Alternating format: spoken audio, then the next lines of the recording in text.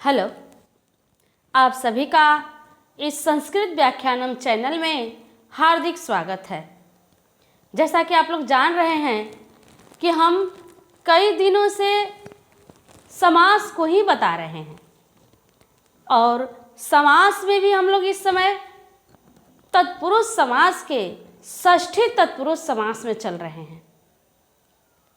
जैसा कि हम आप लोग को बता चुके हैं कि षष्ठी तत्पुरुष समास किसे कहते हैं।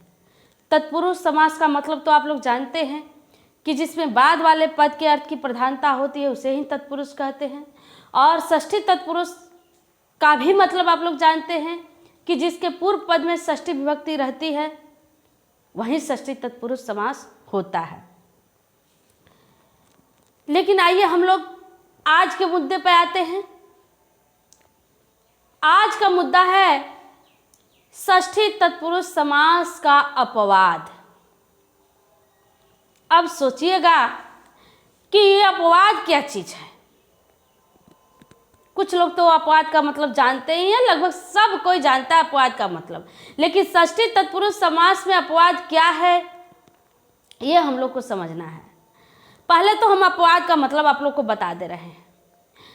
जैसे कि ऐसा काम जो आप कभी नहीं करते हैं, आपको वो काम पसंद नहीं है, आप अपने हिसाब से काम करते हैं, जो सही है वही करते हैं, और जो आपको लगता है कि नहीं ये गलत है, ये नियम के विरुद्ध है, उस काम को आप नहीं करते हैं। लेकिन कभी कभार कुछ ऐसी परिस्थितियां आती हैं कि जो काम हम पसंद नहीं करते हैं, जो काम हमें नहीं करना चाहिए, वो भी काम हम कर देते हैं या कोई भी कर देता है। तो अब उस स्थिति में कोई कहता है कि अरे आप तो कहते हैं कि हम ये काम नहीं करते हैं, आप भी कर रहे हैं। तो उस समय आदमी क्या कहता है कि अरे अपवाद में कभी कभी चल जाता है। वैसे ही है कि पूरा चीज नियम के अनुसार होगा, पूरा चीज षष्ठी विभक्ति यानी प्रथम पद में जो षष्ठी विभक्ति होती है वैसे ही रहेगा, और जो षष्ठी तत्पुरुष समास का जो नियम है उसके अनुसार ही होगा, फिर भी वहाँ समास नहीं होगा। यही अपवाद है। यही क्या है? अपवाद है। आइए देखते हैं इस अपवाद को कि कैसे जो है यह अपवाद नहीं होता है, यानी कैसे जो है यह अपवाद होता है, कहाँ कहाँ यह अपवाद होता है, इसको हम लोग देखते हैं। देखिए, न निर्धारणे, षष्ठी तत्पुरुष का अपवाद है न निर्धारणे। जब हम लोग कारक पढ़ते हैं तब एक सूत्र आता है यतस्य निर्धारण, यानी जहां कुछ लोगों में से, कुछ चीजों में से किसी एक को विशेष बताया जाता है तो वहां पर षष्ठी या सप्तमी विभक्ति होती है। ऐसा हम लोग कारक में पढ़े हैं। वही चीज यहां पर कह रहा है कि जब वैसा होगा यानी निर्धारण होगा, तो निर्धारण होगा तो षष्ठी विभक्ति होगी, और जब षष्ठी विभक्ति होगी पूर्व पद में तब यहां पर जो है समास नहीं होगा, यानी निर्धारण के अर्थ में समास नहीं होगा, ऐसा बताया है। कौन समास नहीं होगा? तो षष्ठी तत्पुरुष समास नहीं होगा। जैसे ध्यान से देखिए, कवि नाम कालिदास श्रेष्ठ, पूरे पद को देखिए। इस पद में कवि नाम षष्ठी विभक्ति में है, षष्ठी विभक्ति बहुवचन, और दूसरा पद जो है यहां पे है कालिदास, इसकी प्राथमिकता है, यानी कालिदास के बारे में कहा जा रहा है। इस हिसाब से ये कवि नाम कालिदास षष्ठी तत्पुरुष समास का उदाहरण होना चाहिए था, लेकिन है नहीं, क्योंकि यहां पर न निर्धारणे यह नियम लागू है। यहां निर्धारण किया जा रहा है कि कवियों में कालिदास श्रेष्ठ हैं, तो हमारा नियम यह कहता है कि जहाँ निर्धारण की बात होती है वहाँ पर षष्ठी तत्पुरुष समास नहीं होता है। देखिए सब कुछ समान है, पूर्व पद में षष्ठी विभक्ति है, यहाँ कालिदास की बात की जा रही है, फिर भी हम इसको एक पद नहीं बना सकते हैं, फिर भी हम इसको एक पद नहीं बना सकते हैं, यानी इसका समास नहीं कर सकते हैं। आइए देखते हैं आगे। अर्थात कभी कालिदासः ऐसा नहीं होगा, क्योंकि इसके कुछ और नियम हैं। समास के एक और नियम है कि जो अर्थ समास का निकलना चाहिए वही अर्थ विग्रह होने पर भी निकलना चाहिए। तो यहाँ विग्रह में कवियों में कालिदास श्रेष्ठ हैं ऐसा अर्थ निकल रहा है, लेकिन समास होने पर हमने कवि कालिदास कह दिया तो ऐसा अर्थ नहीं निकल रहा है। यहाँ पर केवल कवि कालिदास ऐसा अर्थ निकल रहा है, इसलिए यहाँ अपवाद हो गया। इसलिए यहाँ क्या हो गया? अपवाद हो गया।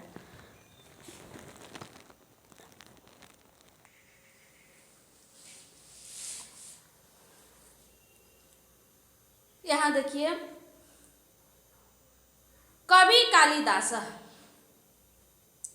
कवि कालिदास कहने से कवियों में कालिदास श्रेष्ठ हैं ऐसा अर्थ नहीं निकल रहा है, इसलिए यह समास करना गलत होगा। यहाँ पर समास कर देना गलत होगा।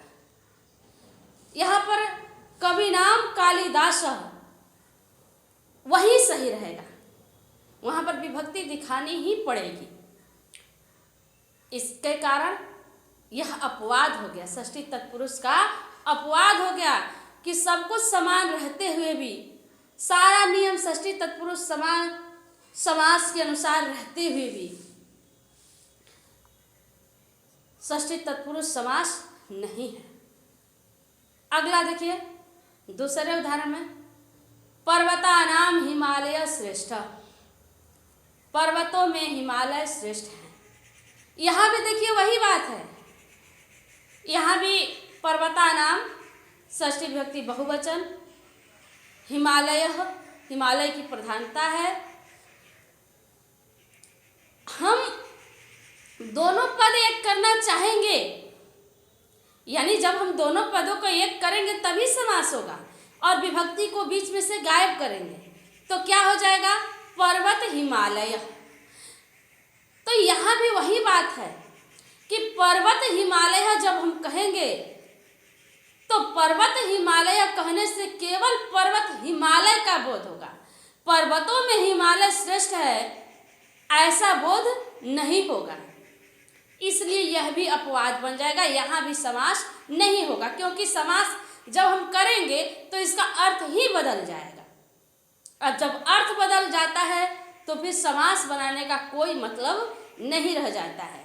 कभी भी हम समास बनाते हैं तो ध्यान ये होना चाहिए कि उसका अर्थ न बदले, उसका अर्थ वही निकले, भले ही संक्षेप में हो जाए लेकिन अर्थ वही निकले। लेकिन इन दोनों उदाहरणों में अर्थ क्या हो रहा है? बदल जा रहा है। तो ऐसे में समास नहीं होगा और यह षष्ठी तत्पुरुष समास का जो है अपवाद हो जाएगा, यानी यह षष्ठी तत्पुरुष समास का अपवाद हो जाएगा। इसी तरह से अगला उदाहरण है, देवा नाम हरि श्रेष्ठ, देवताओं में हरि श्रेष्ठ है, देवताओं में हरि श्रेष्ठ हैं। अब देखिए, अब यहाँ पर क्या है कि यहाँ भी देवा नाम हरि को देव हरि अगर हम कहते हैं तो ऐसा नहीं अर्थ निकलेगा कि देवताओं में हरि श्रेष्ठ हैं। यहाँ भी इन दोनों को एक करना गलत हो जाएगा, इसलिए यहाँ भी इनका समास नहीं होगा। जबकि पहले पद में षष्ठी विभक्ति है और जो है दूसरे पद की अर्थ की प्रधानता है, इस हिसाब से तो यहाँ भी षष्ठी तत्पुरुष समास होना चाहिए, नहीं इसका समास होना चाहिए, लेकिन न निर्धारणे सूत्र के अनुसार, न निर्धारणे नियम के अनुसार यहाँ षष्ठी तत्पुरुष समास नहीं होगा। आप लोग इतना तो समझ चुके कि यह अपवाद है, सब कुछ षष्ठी तत्पुरुष समास के अनुसार है, लेकिन हम इसका समास नहीं कर सकते हैं, यानी इन पदों को एक नहीं कर सकते हैं। आगे हम लोग चलते हैं अगले पृष्ठ पर। देखिए यहाँ पर त्रिचकाभ्याम कर्तरी, यहाँ भी अपवाद होगा। त्रिच प्रत्यान जो शब्द होंगे, कर्ता, भर्ता, हर्ता इत्यादि ऐसे शब्द मिलेंगे, वहाँ पर जो है सब कुछ षष्ठी तत्पुरुष समास के समान ही होगा, लेकिन समास नहीं होगा, लेकिन पदों को हम एक नहीं करेंगे। उसी तरह से अप्रत्यान शब्द जो होंगे, पाचक, याचक इत्यादि शब्द होंगे, तो उनमें भी सब कुछ जो है षष्ठी तत्पुरुष समास के समान होगा, लेकिन उनको भी हम एक नहीं कर सकते हैं, यानी उनका भी हम समास नहीं कर सकते हैं। आइए देखते हैं उदाहरण। त्रिच प्रत्यांत शब्द के उदाहरण है घटस्य कर्ता। देखिए घटस्य कर्ता, यहाँ कर्ता शब्द आ गया और इसके पूर्व पद में जो है षष्ठी विभक्ति लगी हुई है, तो अब यहाँ पर समास नहीं होगा, यह जैसे है वैसे ही रहेगा। हम चाहे कि इसको एक पद कर दे तो एक पद हम नहीं कर सकते हैं। यह षष्ठी तत्पुरुष समास का अपवाद है। इसका मतलब होता है घड़ा बनाने वाला, हम इसको एक नहीं कर सकते हैं। हम लोग आगे चलते हैं। ऐसे ही बहुत सारे उदाहरण हमको देखने को मिलेंगे कि जहाँ पर कि सब कुछ रहेगा षष्ठी तत्पुरुष समास के समान, लेकिन हम समास उसका नहीं कर सकते हैं। आइए देखते हैं, एक और अच्छा उदाहरण आया है धनस्य हर्ता, धन हरण करने वाला। यहाँ देखिए पूर्व पद में षष्ठी विभक्ति है और प्राथमिकता हर्ता की है, यानी सब कुछ षष्ठी तत्पुरुष के समान है। देखिए सब कुछ षष्ठी तत्पुरुष के समान है, लेकिन हम इसका समास नहीं बना सकते हैं। यह अपवाद है। यह क्या होगा? अपवाद कहलाएगा कि सब कुछ वैसा ही रहने पर भी हम वैसा नहीं कर पा रहे हैं, यानी ऐसा होता नहीं है, लेकिन ऐसा हो गया। पूर्व पद में षष्ठी विभक्ति हो, बाद वाले पद की प्रधानता हो और समास न हो, ऐसा होता नहीं है, लेकिन ऐसा हो गया, यह अपवाद है। इसी तरह से देखिए अप्रत्यान शब्दों के उदाहरण अनस्य पाचकः, अन्न पकाने वाला। यहाँ भी देखिए पूर्व पद में षष्ठी विभक्ति है, प्रधानता पाचकः की है, सब कुछ षष्ठी तत्पुरुष समास के समान है, फिर भी हम इनको एक नहीं कर सकते हैं, यानी फिर भी हम इनका समास नहीं बना सकते हैं।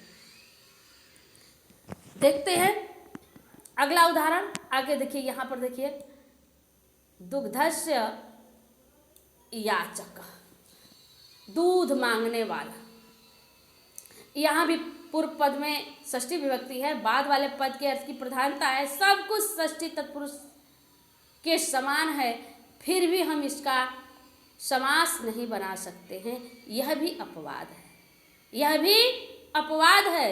तो आप लोगों ने देखा कि किस तरह न निर्धारणे और किस तरह त्रिच और अप्रत्यान जो है, इन सब में यानी सब कुछ षष्ठी तत्पुरुष समास के समान होते हुए भी षष्ठी तत्पुरुष समास हम नहीं बना सकते हैं, यानी इनको हम समास नहीं बना सकते हैं। हम लोग आगे चलते हैं।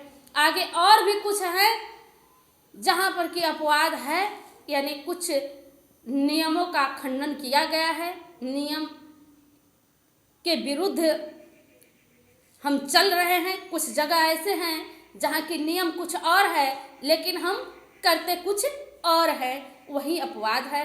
देखिए गुणोत्तरेण तलुपश्चेति वक्तव्यम, गुणोत्तरेण तलुपश्चेति वक्तव्यम। हम लोग इसको देखते हैं कि यह क्या कह रहा है। यह देखिए क्या कहता है, कह रहा है कि तरप प्रत्यांत गुणवाची शब्द के बाद में रहने पर षष्ठी तत्पुरुष समास होता है। अब वहां पर देखिए श्रेष्ठता बताई जा रही है, गुण बताया जा रहा था, तो वहां पर न निर्धारण सूत्र लागू हो गया, यानी निर्धारण में जो है षष्ठी तत्पुरुष समास नहीं होगा। लेकिन यहां कह रहा है कि यदि तरप प्रत्यात, यदि शब्द में तरप प्रत्यय लगा हुआ हो और वह गुणवाची हो तो यहां पर समास होगा। यहाँ पर न निर्धारण जो सूत्र है इसका निषेध हो जाएगा, यानी यह वर्जित हो जाएगा, यह लागू नहीं होगा। और समास होने पर तरप प्रत्यय का क्या होगा, लोप हो जाता है। समास होने पर तरप प्रत्यय का क्या हो जाता है, लोप हो जाता है। ध्यान से सुनिए, देखिए न निर्धारण सूत्र में क्या हुआ है कि अगर श्रेष्ठता किसी की है, यानी किसी को श्रेष्ठ बताया जा रहा है, तरह से गुण ही है, तो वहां पर न निर्धारण सूत्र लागू होता है, यानी वहां पर समास नहीं होता है। लेकिन यहाँ कह रहा है कि अगर गुण ही बताया जा रहा है, यहाँ क्या कह रहा है कि यदि गुण ही बताया जा रहा है, लेकिन अगर वो उस गुण में, उस गुण को बताने में तरप प्रत्यय लगा हो, कौन प्रत्यय, तरप प्रत्यय लगा हो, तो यहाँ पर वह न निर्धारण सूत्र लागू नहीं होगा। क्यों? क्योंकि यहाँ पर तरप प्रत्यय लगा हुआ है, ऐसा,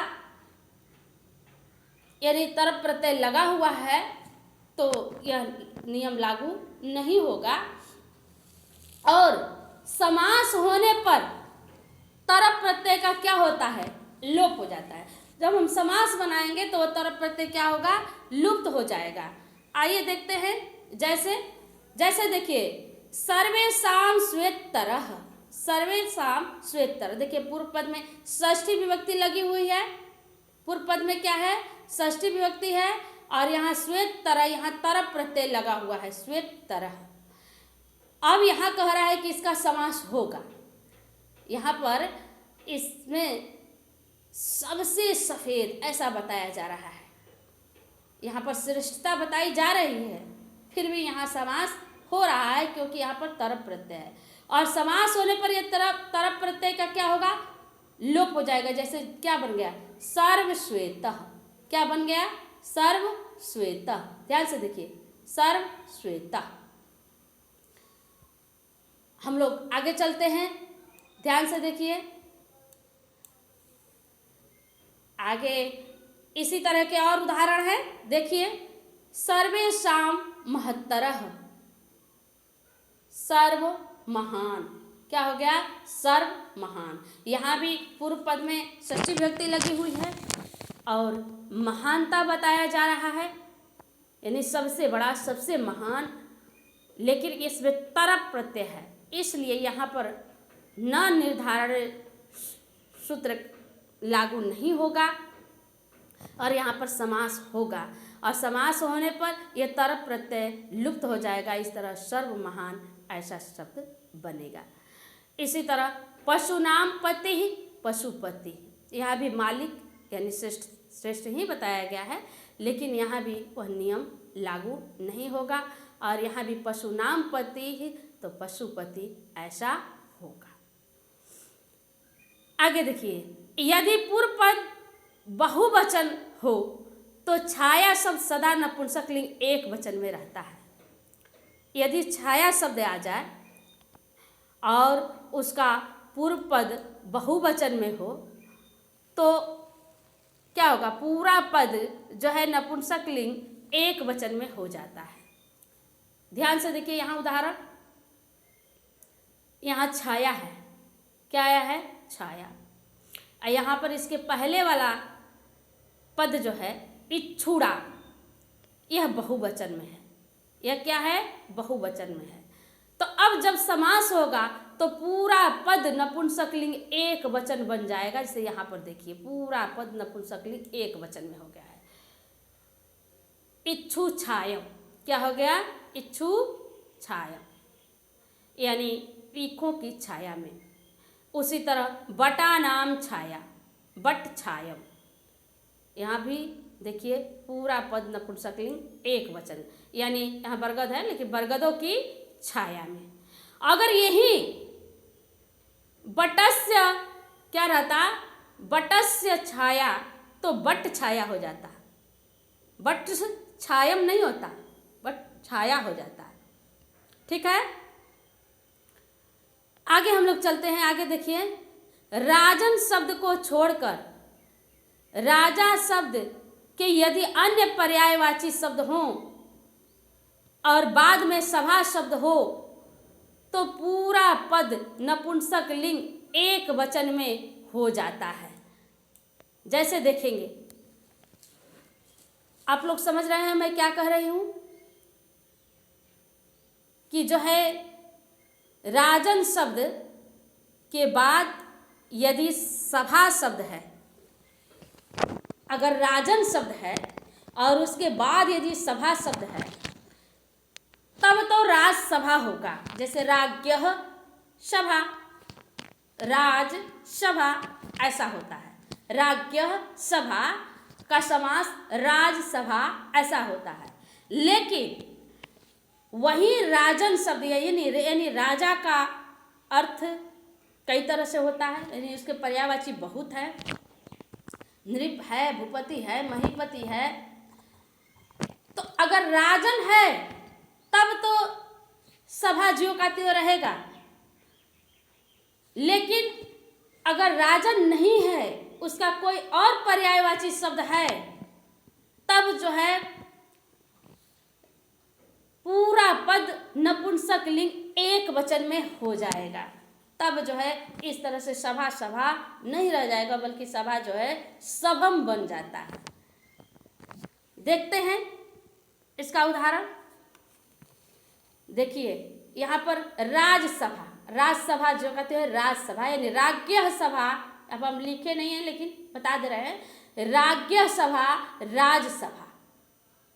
लेकिन यहीं पर नृपस्य सभा जब हम लिखेंगे, क्या लिखेंगे, नृपस्य सभा, तब जो है नृप सभा नहीं लिखेंगे, नृप सभम। क्या लिखेंगे, नृप सभम। आप लोग देख सकते हैं यहाँ पर पूरा पद जो है क्या है, नपुंसक लिंग एक वचन में बन गया है। क्यों? क्योंकि यह राजा का पर्यायवाची शब्द है। यहाँ भी राजा का पर्यायवाची शब्द है, भूपति सभम। जब राजा का पर्यायवाची शब्द रहेगा तब जो है सभा सभा नहीं बल्कि पूरा पद नपुंसक लिंग एक वचन में बन जाएगा, तो सभम हो जाएगा। इसी तरह से हम लोग आगे चलते हैं। राक्षस, पिशाच आदि पूर्व में हो तो सभा शब्द नपुंसक लिंग में रहता है। आप लोग ध्यान दीजिए, कह रहा है कि यदि पूर्व में राक्षस हो, पूर्व में पिशाच हो, अगर अब बाद में सभा शब्द हो, उनका समास करना है, तब जो है पूरा पद नपुंसक लिंग एक वचन में होगा। ये सब अपवाद है, ये सब क्या है, अपवाद है। यहाँ देखिए कह रहा है कि रक्षसाम सभा, सभा शब्द है और इसके पूर्व में राक्षस यानी रक्षसाम ऐसा लिखा गया है। राक्षस सब को बोधित कर रहा है। तो जब समास हुआ तो क्या हो गया, रक्षः सभम, यानी पूरा पद नपुंसक लिंग एक वचन में हो गया। इसी तरह से देखिए यहाँ पर पिशाचा नाम सभा, यानी पिशाचों की सभा, पिशाचों की सभा। तो यहाँ भी देखिए कह रहा है कि अगर पिशाच भी है पूर्व में तो सभा शब्द जो है नपुंसक लिंग एक वचन में हो जाता है, यानी पूरा पद जो है समास होने पर नपुंसक लिंग एक वचन में हो गया। क्या हो गया, पिशाच, पिशाच, क्या हो गया, पिशाच सभा, पिशाचों की सभा। किंतु धर्मस्य सभा, अब देखिए सभा शब्द के पहले ये राक्षस, पिशाच या राजन का पर्यायवाची ऐसा कुछ नहीं है। धर्मस्य सभा ऐसा लिखा गया है तो क्या हो गया, धर्म सभा, कि धर्म सभा, यही अपवाद है। यहाँ पर सभा का सभा है, यहाँ पर सभम हो गया, ये सब क्या है, अपवाद है, और इसको हमें जानना जरूरी है। इस तरह के और भी अपवाद हैं, हम लोग उसको देखें आगे अगले पृष्ठ पर। चलिए, सभा शब्द के दो अर्थ होते हैं, समूह और घर। क्या होगा, समूह और घर। समूह के अर्थ में सभा शब्द जो है सदा नपुंसक लिंग में रहता है। अगर समूह बताया जाता है तो सभा शब्द हमेशा नपुंसक लिंग में रहता है, लेकिन वही सभा शब्द का मतलब घर हो जाता है तब जो है सभा सभा रहता है, तब जो है सभा क्या रहता है, सभा ही रहता है। आइए देखते हैं उदाहरण, स्त्रीणाम सभा, स्त्रियों की सभा, यहाँ पर अर्थ निकल रहा है। तो अब यहाँ पर स्त्री सभम, ध्यान दीजिए, जहाँ पर स्त्री सभम ऐसा लिखा गया हो, आप समझ जाइए कि इसका हिंदी स्त्रियों की सभा होगा, क्योंकि जब सभा का समूह अर्थ निकलता है तो ये पद जो है नपुंसक लिंग एक वचन में हो जाता है। लेकिन अगर यही स्त्रीणाम सभा, विग्रह तो दोनों का एक ही जैसा है, लेकिन समाज देखिए स्त्री सभा, यहाँ पर अंतर देखिए, स्त्री सभा अगर ऐसा लिखा रहे तो आप समझ जाइए कि स्त्रियों के घर की बात की जा रही है। स्त्री सभा, स्त्रियों का घर, स्त्री सभम, स्त्रियों की सभा। देखिए कितनी बारीकी है दोनों में, विग्रह एक जैसा, समास में अंतर हो गया, अर्थ में अंतर हो गया। इसी तरह के हम और भी उदाहरण देखेंगे। आइए देखते हैं, और उदाहरण है इस तरह के, शिशु नाम सभा, शिशुओं की सभा, शिशु सभम। देखिए शिशु सभम, हम यहाँ सभा को समूह के अर्थ में लिए हैं, इसलिए शिशु सभम। और यही सभा यदि हम घर के अर्थ में लगे, शिशु नाम सभा, शिशु सभा यानी शिशुओं का घर।